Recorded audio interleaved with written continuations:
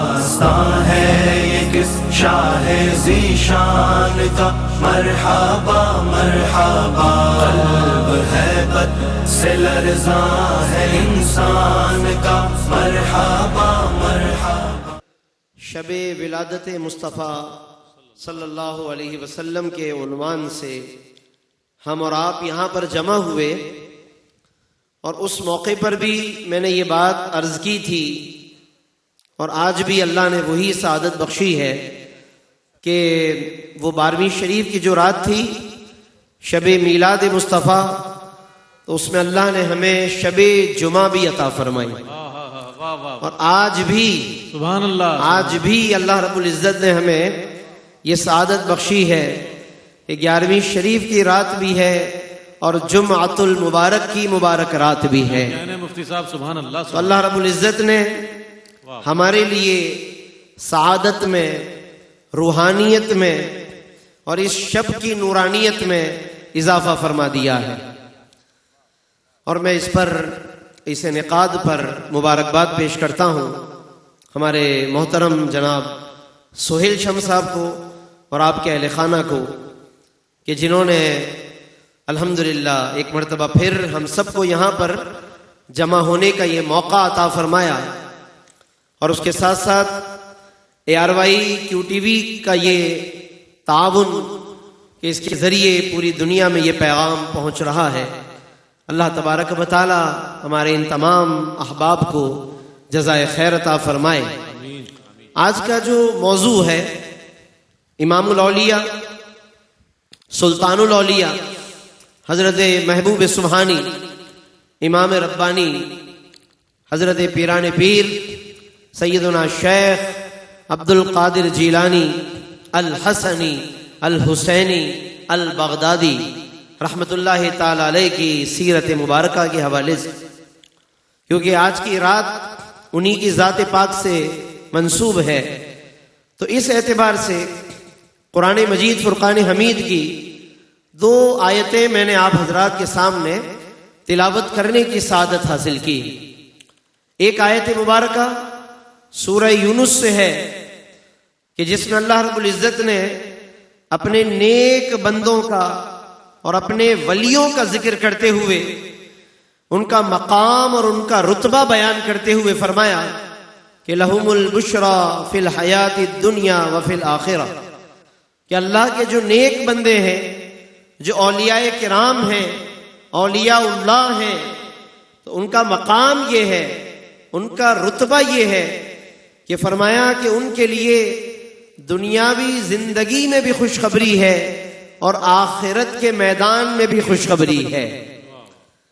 علماء مفسرین نے اس کی مختلف تفسیرات فرمائی، مختلف اس کی تشریحات فرمائی ہیں۔ ان میں سے ایک تفسیر یہ ہے جو مفسرین نے اپنی کتابوں میں بیان کی، فرمایا کہ لہم البشرا فی الحیات الدنیا، کہ اللہ کے ولیوں کے لیے یہ جو فرمایا کہ دنیاوی زندگی میں خوشخبری ہے، فرماتے ہیں کہ اس سے مراد یہ ہے کہ اللہ رب العالمین لوگوں کی زبان پر، خلق خدا کی زبانوں پر اللہ رب العالمین اپنے ولیوں کی تعریف جاری فرما دیتا ہے۔ یعنی یہ اللہ کے اولیاء، یہ اللہ کے دوست، انہیں دنیا سے پردہ فرمائے ہوئے اگرچہ عرصہ دراز گزر جائے، سال ہا سال گزر جائیں، برس ہا برس بیت جائیں، لیکن اللہ رب العالمین ان کی محبتیں، ان کے تذکرے لوگوں کے دلوں میں، لوگوں کے فکر و خیال میں اس طرح بسا دیتا ہے کہ سال ہا سال گزرنے کے باوجود ان کا تذکرہ کم نہیں ہوتا، بلکہ جتنا وقت گزرتا چلا جاتا ہے ان کا تذکرہ اور زیادہ بڑھ جاتا ہے۔ اللہ ان کا ذکر بڑھا دیتا ہے، کیونکہ ان ولیوں کے سروں پر وَرَفَعْنَا لَكَ ذِكْرَكَ کا سایہ ہے۔ وَرَفَعْنَا لَكَ ذِكْرَكَ تو شان مصطفیٰ ہے، وَرَفَعْنَا یہ حضور کی شان ہے، لیکن ولیوں کو جو عظمتیں ملتی ہیں، ولیوں کو جو رتبہ اور مقام ملتا ہے، وہ بھی بطفیل سرکار دو عالم نصیب ہوتا ہے۔ اللہ عطا کرتا ہے، لیکن کس کے طفیل عطا کرتا ہے؟ اپنے پیارے محبوب کے طفیل عطا فرماتا ہے۔ تو لہم البشرا فی الحیات الدنیا، یہ قرآن کا وعدہ ہے کہ ان ولیوں کے لیے فرمایا کہ دنیاوی زندگی میں بشارت ہے، خوشخبری ہے۔ اللہ لوگوں کی زبانوں پر ان کی تعریف، ان کی مدح سرائی اور ان کی منقبتیں جاری فرما دیتا ہے۔ اور اس کے بعد فرمایا لہم البشرا فی الحیات الدنیا وفی الآخرہ، یعنی آخرت میں بھی فرمایا کہ ان کے لیے بشارت ہے، ان کے لیے خوشخبری ہے۔ تو پھر علماء نے اس کی تشریح کرتے ہوئے فرمایا کہ آخرت میں ان کی بشارت سے مراد ایک تو وہ وقت ہے کہ جب وہ دنیا سے پردہ فرماتے ہیں، جب ان کی روح قبض ہوتی ہے، دنیا سے پردہ فرمانے کا وقت آتا ہے، تو فرمایا کہ اس وقت ان کا مقام یہ ہے تنزل الملائکہ، کہ ان پر اللہ کے فرشتے نازل ہوتے ہیں اور انہیں بشارت دیتے ہیں اللہ تخافوا ولا تحزنوا، کہ تمہیں ڈرنے کی کوئی ضرورت نہیں، نہ تم پر کوئی خوف ہے، نہ تم پر کوئی غم ہے۔ اور وہ اللہ کی گویا کہ نورانیت اور اللہ کی رحمتوں کی زیارت کرتے ہوئے، اس کے فرشتوں کی زیارت کرتے ہوئے ان کی روح قبض ہوتی ہے اور وہ دنیا سے پردہ فرما جاتے ہیں، لیکن پیچھے ان کا تذکرہ ہمیشہ کے لیے جاری کر دیا جاتا ہے۔ اور پھر آخرت کی تفسیر ایک اور کی گئی،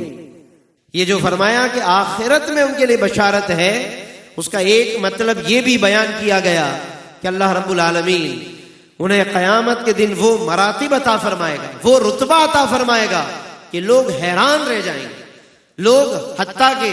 اللہ کے جو نبی ہوں گے میدان قیامت میں، میدان محشر میں،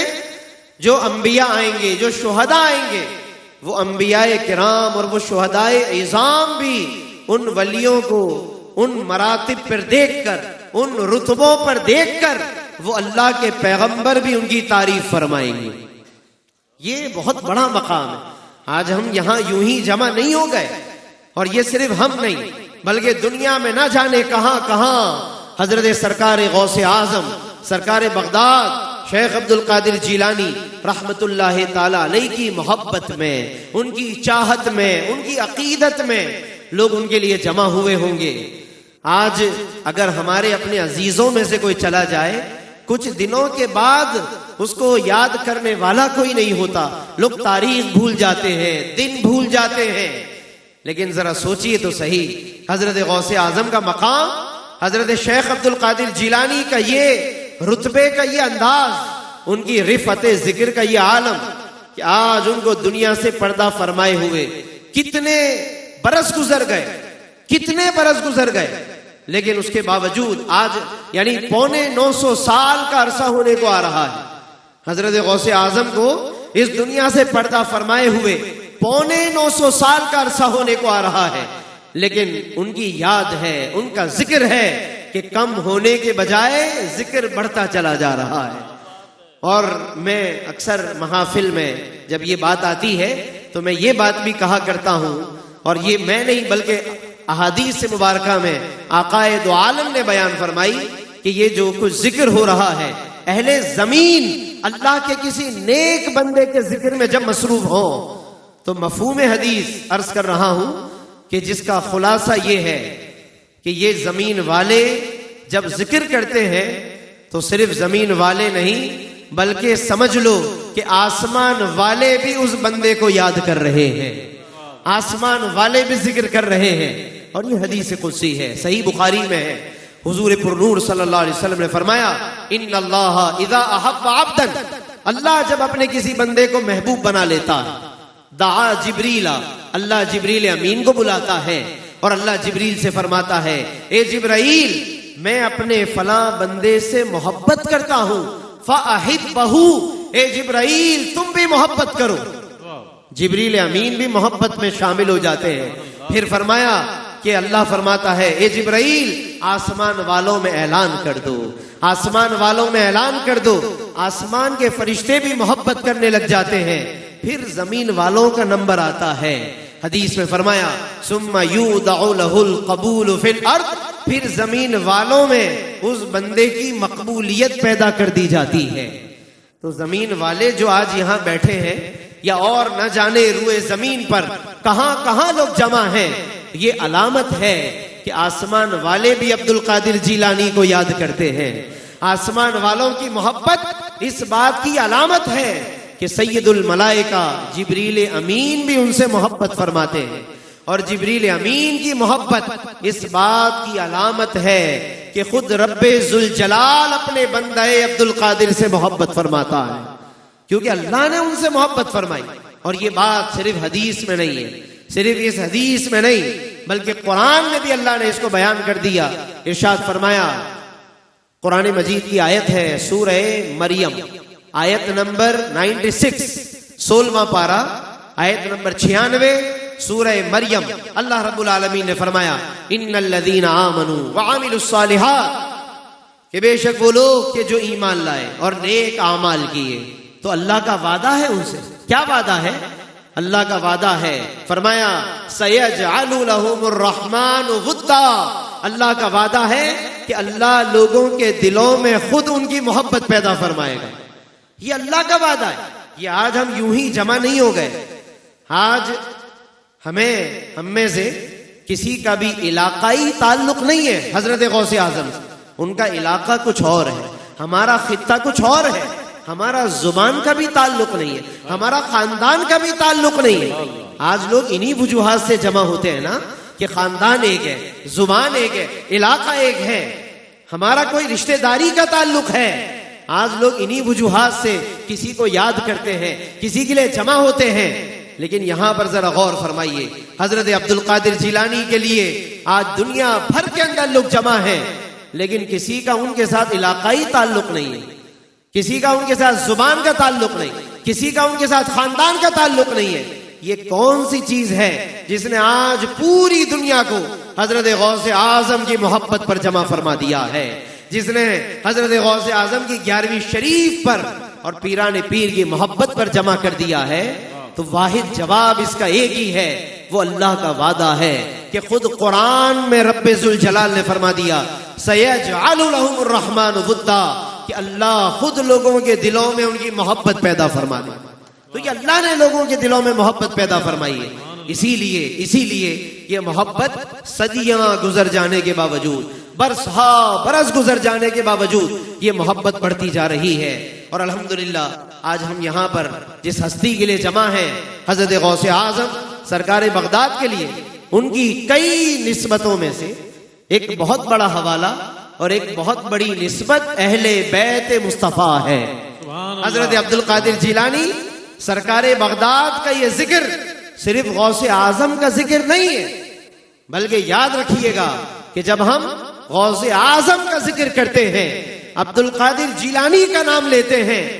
تو دراصل یہ ذکر اہل بیت مصطفیٰ ہے. کیونکہ سرکار غوث اعظم اپنے نسب کے اعتبار سے، اپنے تعلق کے اعتبار سے، اپنے اس رشتے کے اعتبار سے آپ کا رتبہ یہ بھی ہے کہ آپ حسنی بھی ہیں اور حسینی بھی ہیں. اللہ نے انہیں والد کے اعتبار سے حسنی بنایا، والدہ کے اعتبار سے حسینی بنایا. گویا امام حسن و حسین کا فیض اور ان کے واسطے سے سیدہ کائنات کا فیض اور مولا علی کا فیض اور مولا علی و فاطمہ کے واسطے سے آقائے دو عالم کا فیض حضرت عبد القادر جیلانی تک براہ راست پہنچ رہا ہے. تو یوں یہ ذکر پاک گویا کہ اہل بیت مصطفیٰ کا ذکر بھی ہے. اسی لیے سیدی اعلی حضرت امام اہل سنت مولانا شاہ احمد رضا خان رحمت اللہ تعالی علیہ نے جب بارگاہ غوثیت میں خراج عقیدت پیش کیا تو بطور خاص اہل بیت کا ذکر کیا. سیدی اعلی حضرت فرماتے ہیں کہ نبوی می علوی فصل بطولی گلشن، یعنی سرکار بغداد عبد القادر جیلانی پر جو برسات کرم ہے وہ نبوی ہے، یعنی حضور علیہ السلام کا ابر کرم برسا. تو اسے فرماتے ہیں نبوی می، یعنی مصطفیٰ کریم کی برسات کرم ہے، ابر کرم ہے. اور پھر علوی فصل ہے، جو فصل ہے جہاں پر حضرت غوث اعظم نے پرورش پائی، فرماتے وہ علوی یعنی مولا علی کی فصل ہے. اور پھر گلشن پورا بطولی ہے، بی بی فاطمہ کا گلشن ہے. فرماتے نبوی می علوی فصل بطولی گلشن. پھر حسن و حسین کا ذکر اگلے مصرے میں کرتے ہیں، فرماتے ہیں نبوی می علوی فصل بطولی گلشن، حسنی پھول حسینی ہے مہکنا تیرا۔ یہ سرکار غوث اعظم کی بارگاہ میں عرض کر رہے ہیں سیدی اعلی حضرت کہ حسنی پھول حسینی ہے مہکنا تیرا، یعنی آپ کی ذات میں اللہ نے یہ ساری نسبتوں کو جمع فرما دیا۔ تو الحمدللہ یہ اللہ رب العزت نے آپ کو یہ رتبہ بھی عطا فرمایا۔ لیکن اب اگلی بات سمجھنے کی یہ ہے کہ اتنی نسبتوں کے باوجود حضرت سرکار بغداد غوث اعظم عبد القادر جیلانی نے کبھی بھی ان نسبتوں پر اکتفا نہیں فرمایا، یعنی انہوں نے صرف ان نسبتوں پر کفایت نہیں کی کہ بس یہ ساری نسبتیں مل گئیں تو اب مجھے مزید کچھ کرنے کی ضرورت نہیں۔ آج ہمارے معاشرے میں یہ ہوتا ہے کہ جب کسی کو کوئی اعزاز مل جائے، کسی کو کوئی آنر مل جائے، کسی کو کوئی رتبہ مل جائے، یا کسی کا خاندان اعلیٰ ہو، نسب اعلیٰ ہو، تو بس وہ اپنی محنتیں چھوڑ دیتا ہے۔ وہ سمجھتا ہے کہ اب یہ خاندان کافی ہے، اب یہ نسبت کافی ہے۔ آج ہمارے یہاں نسبتوں پر لوگوں نے اکتفا کر لیا، وہ رک گئے، انہوں نے محنت اپنی ترک کر دی دین کے لیے، آقا کے نظام کے لیے، آقا کے دین کی سربلندی کا کام چھوڑ دیا۔ لیکن آج کی رات جب 11ویں شریف کی رات ہے، حضور غوث اعظم کا ذکر ہے، تو سرکار بغداد سے ہمیں یہ سیکھنا ہے اور ان کی سیرت میں غور کرنا ہے کہ جب انہیں اللہ نے یہ رتبہ عطا فرمایا، حسنی بھی بنایا، حسینی بھی بنایا، ولی بھی بنایا، امام الاولیاء بنایا، اور اتنے مراتب ان کے بیان کیے گئے، تو کیا سرکار غوث اعظم بھی رک گئے؟ کیا انہوں نے ان نسبتوں پر اکتفا فرما لیا؟ تو نہیں میرے دوستو اور تمام دنیا بھر میں سننے والے ناظرین، وہ سرکار غوث اعظم کی سیرت کو پڑھیں، بار بار پڑھیں، اور آج کی رات خاص طور پر اس بات پہ ضرور غور کیجیے گا کہ حضور غوث اعظم نے ان تمام نسبتوں کے باوجود اپنے سفر علم و عمل کو اور آگے بڑھایا۔ انہوں نے تو اور آگے بڑھایا، بلکہ قصیدہ غوثیہ میں تو فرماتے ہیں، سرکار غوث اعظم کا جو قصیدہ ہے قصیدہ غوثیہ، یہ ہم سب کو پڑھنا چاہیے، اور ہو سکے تو آج کی رات حصول برکت کے لیے پڑھ لیجیے گا، اور غور بھی انٹرنیٹ سے اس کو ڈاؤن لوڈ آپ بھی کر سکتے ہیں۔ قصیدہ غوثیہ لکھ کر عربی الفاظ بھی پڑھ لیں، اردو ترجمہ بھی پڑھ لیں۔ حصول اس میں ایک شعر آئے گا جو میں ابھی بیان کر دیتا ہوں، کیونکہ بات وہی چل رہی ہے۔ سرکار غوث اعظم نے قصیدہ غوثیہ میں فرماتے ہیں جیسے قصیدہ بردہ ہم پڑھتے ہیں نا، مولا صلی وسلم، ایسے ہی حضرت غوث اعظم کا یہ لکھا ہوا مبارک قصیدہ ہے جس کو قصیدہ غوثیہ کہتے ہیں، اور برکت کے لیے بھی اس کو پڑھنا چاہیے اور سیکھنے کی نیت سے بھی پڑھنا چاہیے۔ فرماتے ہیں، کیا فرماتے ہیں؟ درست العلم، فرماتے ہیں کہ میں نے علم پڑھا، میں نے علم سیکھا، حتیٰ صرت قطباً، یہاں تک کہ میں قطب کے مقام پر پہنچ گیا۔ درست العلم، پہلے فرمایا علم پڑھا میں نے، حتیٰ صرت قطباً، یہاں تک کہ میں مقام قطبیت پر پہنچ گیا۔ تو اب اندازہ کریں کہ حضرت غوث اعظم جن کے بارے میں یہ بات معروف ہے، مستند ہے کہ آپ پیدائشی طور پر ولی تھے، آپ کو ولایت شروع سے عطا کر دی گئی، مگر پھر بھی علم کے لیے محنت آپ نے پھر بھی فرمائی، علماء کی طرف، اپنے زمانے کے بڑے بڑے اکابر علماء کی طرف سفر کیا، باقاعدہ آپ نے قرآن بھی سیکھا ہے، تفسیر بھی سیکھی ہے، احادیث بھی سیکھی ہے، اور نہ جانے کن کن علوم کے لیے آپ نے سفر کیا۔ پھر فرماتے ہیں یہ ساری منزلیں علم کی طے کرنے کے بعد حتیٰ صرت قطباً، حتیٰ کہ میں مقام قطبیت پر پہنچ گیا۔ آج ہمارے دور میں پہلے دعوے ہوتے ہیں، پہلے لوگ قطب بننے کی بات کرتے ہیں کہ میں بغیر علم کے قطب بن گیا، اور علم کی تو نوبت ہی نہیں آتی۔ یہ کیسی عجیب آج کے دور میں عجیب کہانی چلی ہے کہ لوگ غوث اعظم کا نام لیتے ہیں اور غوث اعظم رضی اللہ عنہ کی کرامت کی بات کرتے ہیں، ان کی منقبت کی بات کرتے ہیں اور ان کے سلسلے کی بات کرتے ہیں، اور پھر بغیر علم کے، بغیر کردار کے، بغیر کسی کمال کے ڈائریکٹ مرتبے کی بات کرتے ہیں، ڈائریکٹ مقام قطبیت و ولایت کی لوگوں کو سیر کراتے ہیں۔ لوگوں، دوستوں اور میرے بزرگوں اور دنیا بھر کے تمام ناظرین، حضرت غوث اعظم کی سیرت طیبہ میں یہی وہ غور کرنے کے مقامات ہیں کہ آج ہمیں حقائق جاننے کی ضرورت ہے، ورنہ اگر آج ہم نے سرکار غوث اعظم کی سیرت کو پوری طریقے سے نہ پڑھا، چند باتیں اگر ہم پڑھتے رہے، چند باتوں پر جھوکتے رہے اور چند باتیں اگر ریوائز کرتے رہے تو پھر ہم پوری ان کی سیرت مبارکہ سے واقف نہیں ہو پائیں گے۔ اور آج کی اس محفل کے توسط سے، جبکہ آج یہ کیو ٹی وی کے ذریعے سب حضرات سن بھی رہے ہیں، دیکھ بھی رہے ہیں، میں یہ بات بھی عرض کرنا چاہتا ہوں کہ سوشل میڈیا پر آج کے دور میں ایک عجیب و غریب فتنہ پھیلایا جا رہا ہے، اور وہ اس طرح کا فتنہ ہے کہ جس میں لوگوں کو اللہ کے نیک بندوں کے بارے میں بدگمان کیا جا رہا ہے، ان کی کرامتوں کا مذاق اڑایا جاتا ہے۔ سوشل میڈیا ان چیزوں سے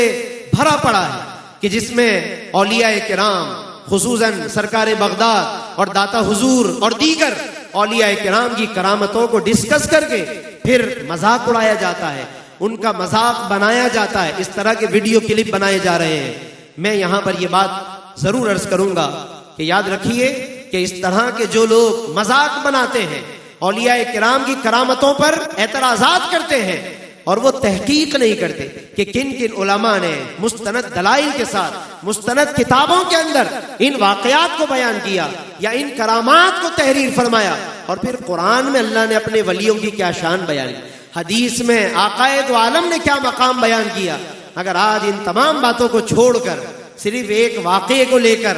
اور عقل میں نہ آنے کی وجہ سے، اپنی ناقص فہم میں، سمجھ میں نہ آنے کی وجہ سے اگر اس کا مذاق اڑانے لگ جائیں گے، اس پر ویڈیو کلپ بنانے لگ جائیں گے، تو یاد رکھیے آقا دو عالم صلی اللہ علیہ وسلم نے حدیث صحیح کے اندر یہ بات فرمائی، اور خود حضور نے نہیں بلکہ حضور نے اس کو اللہ سے روایت کیا، یعنی حدیث قدسی ہے کہ اللہ رب العزت نے فرمایا کہ من عاد لی ولیا، جس نے میرے کسی ولی سے دشمنی کی۔ اور آج سوشل میڈیا پر مذاق اڑا کر، مذاق بنا کر دشمنی کی ایک فضا اور اولیاء سے دور کرنے اور بدگمان کرنے کی ایک فضا پیدا کی جا رہی ہے، اور آپ حضرات کے سب کے سامنے یہ باتیں موجود ہیں، تو میں اس کے لیے یہ حدیث عرض کر رہا ہوں۔ ہو سکتا ہے کہ کسی کے لیے بھی یہ ہدایت اور رہنمائی کا ذریعہ بن جائے، یہ حدیث ضرور ذہن میں رکھیے۔ اگر کوئی بات سمجھ میں نہ آئے ولیوں کے بارے میں، ان کی کرامتوں کے حوالے سے، بے شک ہم اس بات پر اپنے آپ کو روک لیں کہ یہ بات ہماری سمجھ میں نہیں آئی، اس کے لیے علماء سے رجوع کریں، سمجھنے کی کوشش کریں، یا کم از کم اپنے آپ کو روک لیں، لیکن خدا را مذاق نہ اڑائیں، خدا را اللہ کے ولیوں کو مذاق کا نشانہ نہ بناؤ۔ کیوں؟ حدیث سن لیجئے کہ اللہ رب العزت نے فرمایا من عاد لی ولیا، جس نے میرے کسی ولی سے دشمنی کی، فقد آذنتہ بالحرب، اللہ فرماتا ہے کہ میں اس مذاق اڑانے والے یا دشمنی کرنے والے سے میں خود رب ہو کر جنگ کا اعلان کرتا ہوں۔ اللہ جنگ کا اعلان فرما رہا ہے، یعنی اللہ کو اپنے ولیوں سے اتنی محبت ہے، اپنے نیک بندوں سے، اولیاء سے اللہ کو اتنی محبت ہے کہ اللہ ان کے بارے میں کوئی بات، منفی بات، نیگیٹو بات اور اعتراض والی کوئی بات کہ جس میں مذاق اڑایا جائے، ٹونٹ کیا جائے، اللہ کو یہ گوارا نہیں، اللہ نے اعلان جنگ فرما دیا ہے۔ آج کے دور میں ہمیں تربیت کرنے کی ضرورت ہے، اپنے نوجوانوں کی، اپنے دوستوں کی، اپنے بچوں کی، کہ جو محض دیکھا دیکھی اپنے دوستوں اور اپنے مختلف گروپس میں ہونے کی وجہ سے اور تربیت کے نہ ہونے کی وجہ سے، وہ بس دوستوں کی گیدرنگ کی وجہ سے مذاق اڑانے میں شامل ہو جاتے ہیں اور اللہ کے ولیوں کے بارے میں عجیب عجیب کامنٹ کر رہے ہوتے ہیں، عجیب عجیب الفاظ لکھ جاتے ہیں۔ یہ وہ مقام ہے کہ جہاں پر ہمیں رکنا ہے، جہاں پر ہمیں احتیاط کرنی ہے۔ یہ مقام ادب ہے، خود اللہ نے یہ مقام اور رتبہ انہیں عطا فرمایا۔ تو آپ نے قرآن بھی ابھی سنا،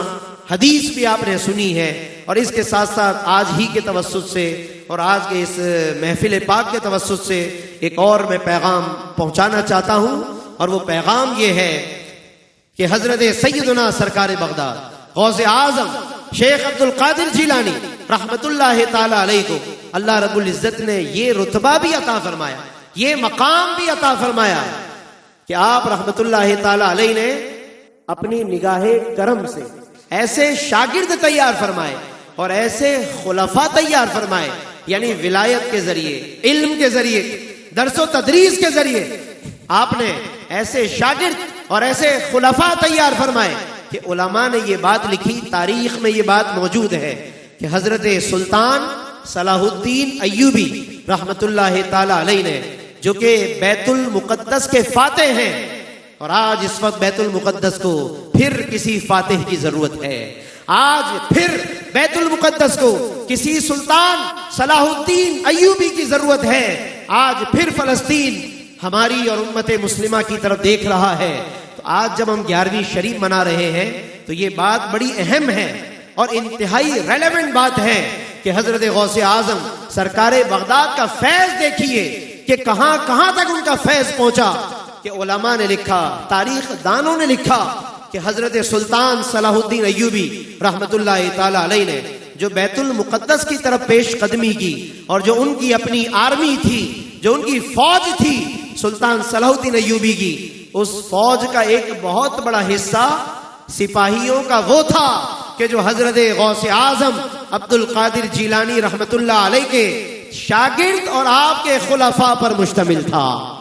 یہ تاریخ میں یہ بات موجود ہے، تاریخ کی کتابیں اٹھا کر پڑھیں اور دیکھیں کہ حضرت عبد القادر جیلانی نے کیسے سپاہی تیار فرمائے۔ گویا کہ آپ کے جو شاگرد تھے، آپ کے جو خلفاء تھے، وہ وقت کے حالات سے بھی باخبر تھے، اور وہ وقت اور ضرورت پیش آنے پر وہ جہاد کرنے والے مجاہدین بھی تھے، علماء بھی تھے، وہ مفتی بھی تھے، قاری بھی تھے، مجتہد بھی تھے، اور اپنے زمانے کے پیر طریقت بھی تھے، اور ضرورت پڑنے پر وہ میدان کے مرد مجاہد بھی تھے۔ تو سلطان صلاح الدین ایوبی کے دستے کے بہت سے سپاہی اور ان کی فوج کے لوگ حضرت غوث اعظم کے تلامذہ تھے۔ تو کئی شاگرد اور کئی فوجی تو وہ تھے، اور ایک روایت تاریخ میں یہ بھی لکھی ہوئی ہے کہ بعض فوجی امام غزالی کے مدرسہ نظامیہ کے شاگرد اس میں موجود تھے۔ تو گویا کہ یہ دو بڑی شخصیات ہیں تاریخ اسلام کی، امام غزالی اور عبد القادر جیلانی رحمت اللہ تعالی علیہ۔ ان دونوں نے اپنے اداروں کے اندر دیکھیے کیسے مجاہدین انہوں نے تیار فرمائے، اور ان کی وساطت سے اللہ نے سلطان صلاح الدین ایوبی کو بیت المقدس کی فتح عطا فرمائی۔ دوستو، آج ہم پھر ایک ایسے وقت اور ایک ایسے موڑ پر اور ایک ایسے دو راہے پر کھڑے ہیں کہ جہاں ایک طرف پوری امت مسلمہ ہے اور ایک طرف فلسطین ہے اور بیت المقدس ہے، کہ جو کہ مسلمانوں کی پیش قدمی کا، مسلمانوں کی جد و جہد کا انتظار کر رہا ہے۔ تو اس لیے آج 11ویں شریف کے موقع پر، سرکار غوث اعظم کے ذکر پاک کے موقع پر، یہ بات انتہائی موضوع کے مطابق ہے کہ ہم اپنے بچوں کو اس بات سے بھی آگاہ کریں کہ فلسطین کی کیا تاریخ ہے، بیت المقدس کی کیا اہمیت ہے، مسجد اقصیٰ کہ جہاں سے آقا دو عالم سفر معراج پر تشریف لے گئے، وہ مسجد اقصیٰ کہ جس کے بارے میں حضور علیہ السلام نے صحابہ کو ترغیب دلائی۔ پہلے ایک حدیث میں جب حضور نے عبادت کی فضیلت بتائی کہ جس نے بیت المقدس میں عبادت کی تو وہاں کی نماز 1000 نماز کے برابر، بیت المقدس کی نماز 1000 نماز کے برابر۔ تو صحابہ نے عرض کیا کہ یا رسول اللہ، اگر ہم وہاں پر نہ پہنچ پائیں تو کیا کریں؟ تو حضور نے فرمایا کہ جس نے وہاں کے چراغوں کے لیے، جس طرح تیل ڈال کر چراغ اس زمانے میں جلائے جاتے تھے، حضور نے فرمایا کہ جس نے وہاں کے چراغ جلانے کے لیے اگر اپنے پاس سے تیل بھی بھیج دیا تو گویا کہ فرمایا وہ بیت المقدس میں حاضری دینے والوں کے برابر اسے اللہ ثواب عطا فرمائے۔ سبحان اللہ، سبحان اللہ۔ یہ گویا اشارہ ہے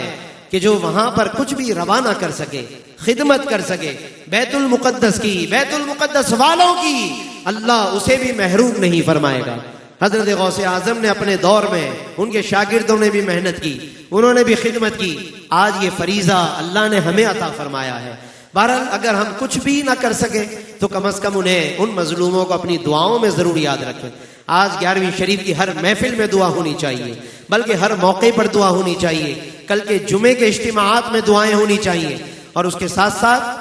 ہم اپنے اپنے طور پر ان کے لیے اللہ کی بارگاہ میں کچھ ایسے وظائف بھی پڑھیں کہ جب ہم پر کوئی مشکل آتی ہے، ہمارے رشتہ داروں پر کوئی مشکل آتی ہے، ہم انہیں ضرور یاد کرتے ہیں, ہم ان کے لیے بہت کچھ کرتے ہیں. آج پورا فلسطین مشکل میں ہے, ہم ان کے لیے کوئی نہ کوئی وظیفہ بھی ضرور پڑھیں. یا سلاموں کا ورد تو کم از کم ہم سب کر سکتے ہیں نا. ہم بیٹھتے اٹھتے آتے جاتے چلتے پھرتے یا سلاموں پڑھا کریں, اپنے ان بھائیوں کو یاد کر کے, اپنی ان ماؤں بہنوں کو یاد کر کے, ان تڑپتے بلکتے سسکتے بچوں کو یاد کر کے یا سلاموں کا کم از کم ورد کر لیں. درود و سلام پیش کر کے آقا کی بارگاہ میں عرض کریں, اور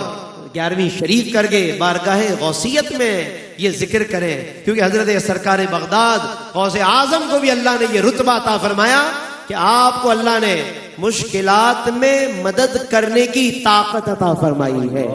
حضرت سرکار غوث اعظم فرماتے ہیں, قدمی ہاذہی علی رقبۃ کل ولی اللہ, میرا یہ قدم ہر ولی پر ہے. جب یہ آواز حضرت سلطان الاولیاء خواجہ غریب نواز تک پہنچی تو انہوں نے سر جھکایا اور یہ آواز سن کر کہا, بل علی راسی وعینی, صرف میری گردن پر نہیں, آپ کا قدم میری آنکھوں پر بھی ہے, میرے سر پر بھی ہے.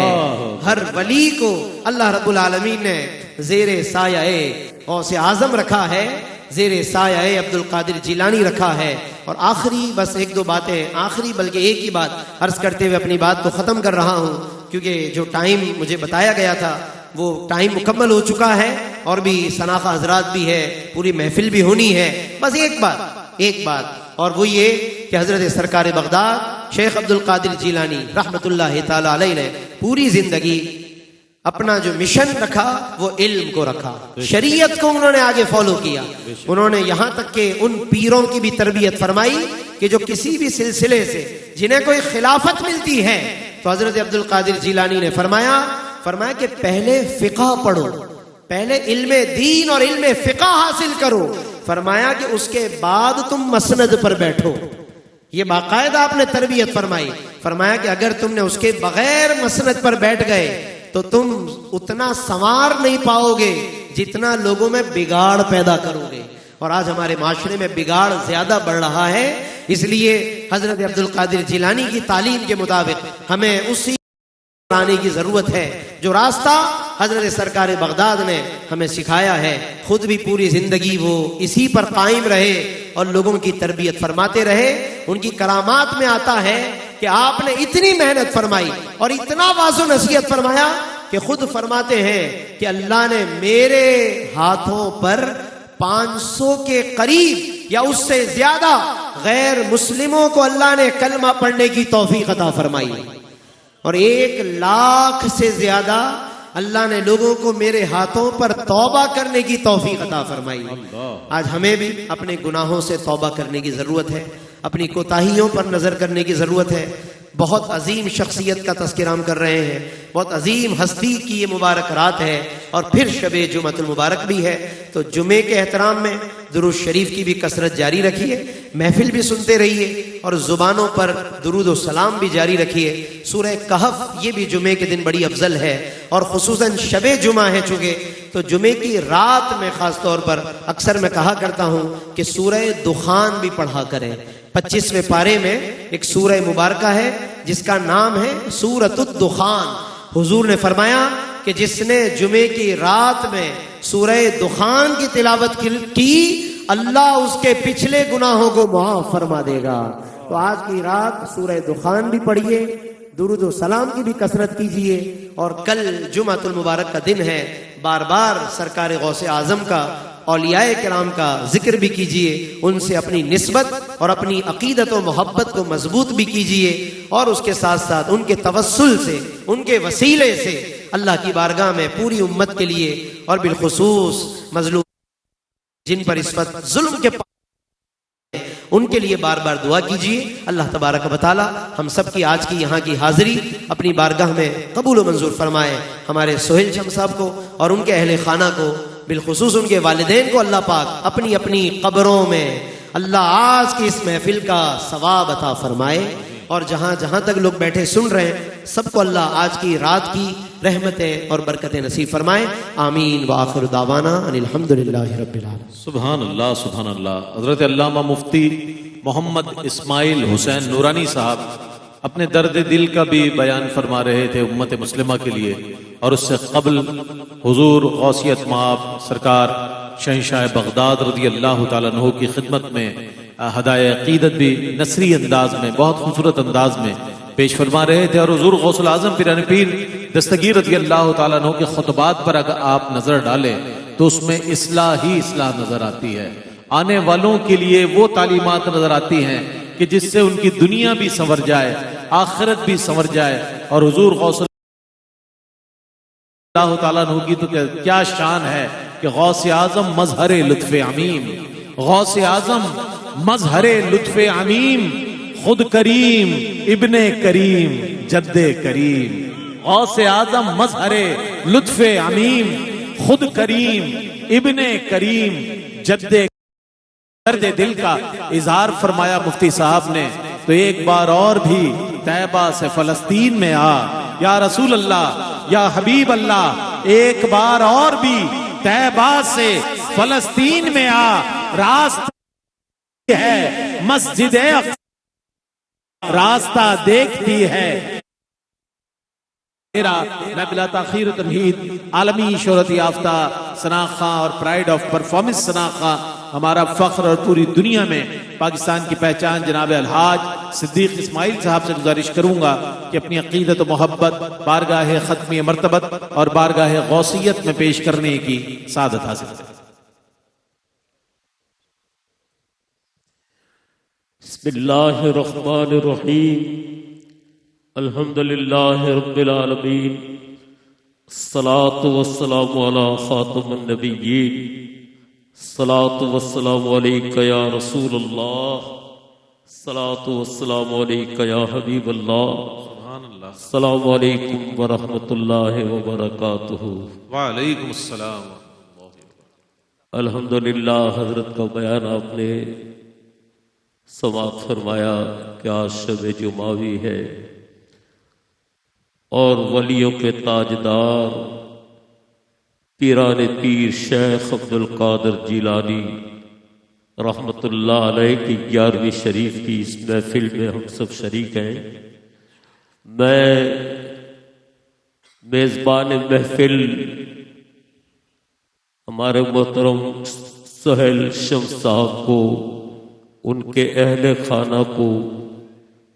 نذرانہ مبارکباد پیش کرتا ہوں۔ 12ویں شب بھی ہم نے یہاں منائی، اور 11ویں شب بھی یہاں منا رہے ہیں۔ یہ کیو ٹی وی کو اللہ سلامت رکھے، عامر فیاضی اور ان کے تمام احباب کو، حاجی عبدالرؤوف صاحب کو کیا پیش کروں؟ اللہ اس بارگاہ میں اللہ اکبر اللہ اکبر، بڑی محبت سے عقیدت سے آج شب جمعہ ہے نا، درود پاک جتنی بار پڑھیں گے اللہ آپ کے درجات کو اور بلند فرمائے گا۔ پڑھیے اللہم صلی علی سیدنا و مولانا محمد، اللہم صلی علی سیدنا و مولانا محمد وعلی آلہ وصحبہ وبارک وسلم۔ اللہم صلی علی سیدنا مولانا محمد۔ جب حسن تھا ان کا جلوہ نما، جب حسن تھا ان کا جلوہ نما، انوار کا عالم انوار کا عالم،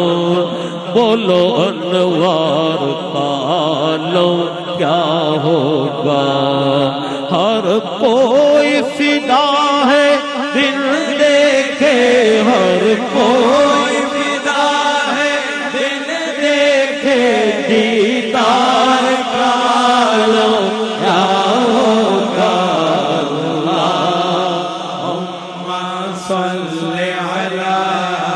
سیدنا مولانا محمد چاہے تو اشاروں سے اپنے بولو سبحان اللہ چاہے تو اشاروں سے اپنے کایا ہی پلٹ دے کایا ہی پلٹ دے دنیا کی یہ شان ہے غوث اعظم کی یہ شان ہے غوث اعظم کی سرکار عالم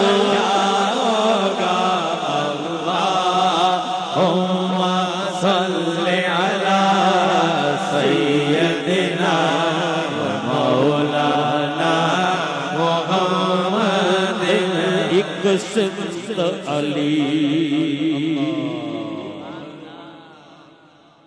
ایک سمت علی ایک سمت عمر صدیق ادھر عثمان ادھر ان جگمگ جگمگ ان جگمگ جگمگ تاروں میں بہتا کیا ہوگا اللہم صلی علی سیدنا مولانا محمد سبحان اللہ سبحان اللہ منگتوں کو سلطان بنایا منگتوں کو سلطان بنایا تیرے کملی والے نے منگتوں کو سلطان بنایا تیرے کملی والے نے منگتوں کو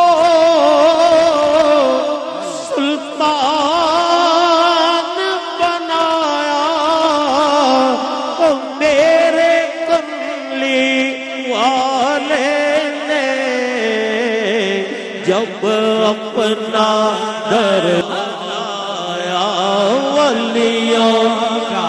سلطان بنایا میرے کملی والے نے ولیوں کا سلطان بنایا میرے کملی والے جب اپنا دربار سجایا میرے کملی والے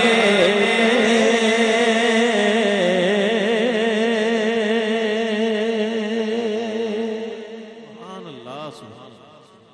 اللہ حضرت کلام بہت عرصہ پہلے میں نے پڑھا سجاد بھائی کے آستان ہے یہ کس شاہ ذیشان کا مرحبا مرحبا قلب ہے بد سے لرزاں ہے انسان کا مرحبا مرحبا